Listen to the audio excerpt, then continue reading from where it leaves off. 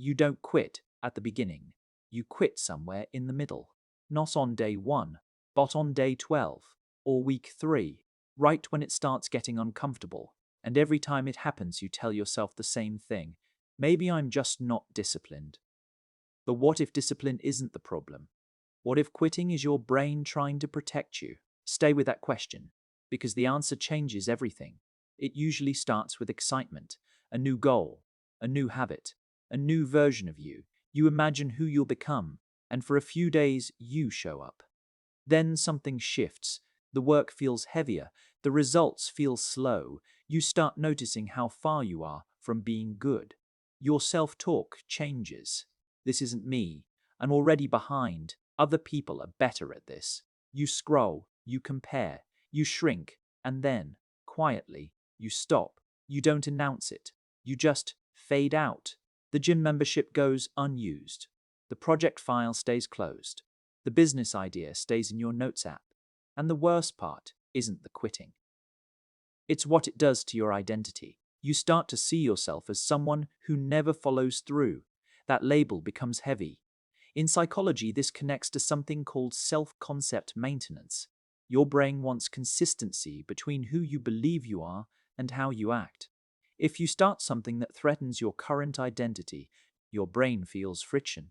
And friction feels unsafe. But here's the part no one explains. You're not quitting because you're lazy. You're quitting because your nervous system is overwhelmed, and it doesn't know how to process the discomfort. The question is, what kind of discomfort? You are not broken. You are adaptive. Your brain evolved to avoid long-term uncertainty. For most of human history, uncertainty meant danger, lack of results, lack of social approval, lack of belonging. These were survival threats. So when you work on something that makes you feel incompetent or exposed, your brain reacts as if your social safety is at risk. Quitting isn't weakness, it's a protection strategy. But protection strategies designed for survival don't always serve growth. And the moment you understand the mechanism, you stop fighting yourself. You start working with your brain instead of against it. So let's look at what's actually happening under the surface. There are two systems at play. System 1, your threat detector. System 2, your long-term planner. In neuroscience terms, this is the tension between the limbic system and the prefrontal cortex. The limbic system is fast, emotional, protective. The prefrontal cortex is slow, rational, future-oriented. When you start something new, your prefrontal cortex is excited. It imagines growth. But once difficulty appears, the limbic system takes over. Here's the metaphor. Imagine your brain as a smoke alarm. It's designed to go off at the slightest sign of danger, but it cannot tell the difference between a real fire. And burnt toast failure feels like fire. Rejection feels like fire. Uncertainty feels like fire. So the alarm sounds, and quitting is like stepping outside the house. Immediate relief. The anxiety drops. The brain learns something powerful. Quitting reduces discomfort. That learning process is called negative reinforcement in behavioral psychology. You remove a painful emotion so the behavior that removed it, quitting, gets stronger. This is the real loop. Start, feel discomfort, quit, relief, reinforce quitting. Over time, your brain wires this as the default escape route. But here's the subtle part. The discomfort isn't just effort, it's identity threat. When you try and struggle, your self-image feels unstable, and the brain hates instability, so it restores safety the fastest way it can, by stopping. The real reason you keep quitting is not lack of discipline, it's an untrained relationship with discomfort. So how do you retrain it? Slowly, deliberately, and in a way your nervous system can handle. Not motivation, not willpower, a neurological retraining process. Here are 5 principles. Make the task smaller than your ego expects. Instead of write for an hour, write for 5 minutes. Instead of run 5 kilometers, put on your shoes and step outside. The limbic system reacts to perceived threat size. Smaller tasks reduce amygdala activation, which lowers the alarm response. Your brain sees it as manageable, not identity-threatening. You tell yourself you'll just open the document. No pressure to produce brilliance. Once open, momentum builds naturally. You didn't force discipline. You lower the threats, replace "I am bad at this" with "I am learning this." Say it internally, consistently.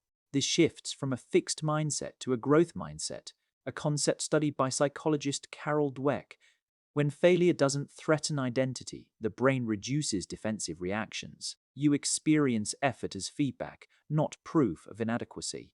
You bomb a presentation. Instead of quitting public speaking, you analyze one skill to improve. The brain stays engaged instead of shutting down. When anxiety rises, pause, notice it for 90 seconds. Don't distract, don't scroll, just observe.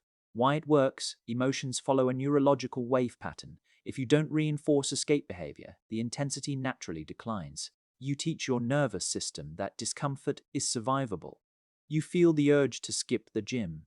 Instead of canceling, you sit with the resistance.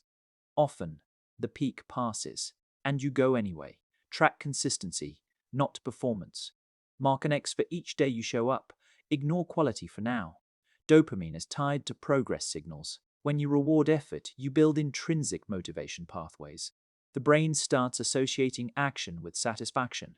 You build a habit tracker. Even messy attempts count. Your brain learns that effort equals reward, not perfection. Assume motivation will drop around week 2 or 3. Plan for it in advance. The brain resists prediction errors. When discomfort is expected, it triggers less stress response. You don't interpret it as failure, just a phase. When enthusiasm fades, you say, "Here's the dip," not "Here's proof I can't do this." Each of these steps weakens the quitting loop, not by force, but by rewiring reinforcement patterns. Slowly, your smoke alarm becomes calibrated. It stops screaming at burnt toast. Here's the mental model. You are not fighting laziness, you are training a nervous system. Imagine your growth like physical therapy for fear. Small stress. Recover. Repeat. Each time you stay instead of escape, you widen your tolerance window. And inside that wider window, consistency becomes natural. Quitting was never your character. It was a learned relief response. And learned responses can be unlearned, one uncomfortable moment at a time. You don't need more motivation. You need fewer false alarms. The next time you feel the urge to stop, don't immediately label yourself. Just ask, is this danger or just discomfort? Then stay a little longer than usual. Not forever, just longer. That's how rewiring begins. You were never weak. You were protecting yourself. Now you know how to protect your future instead.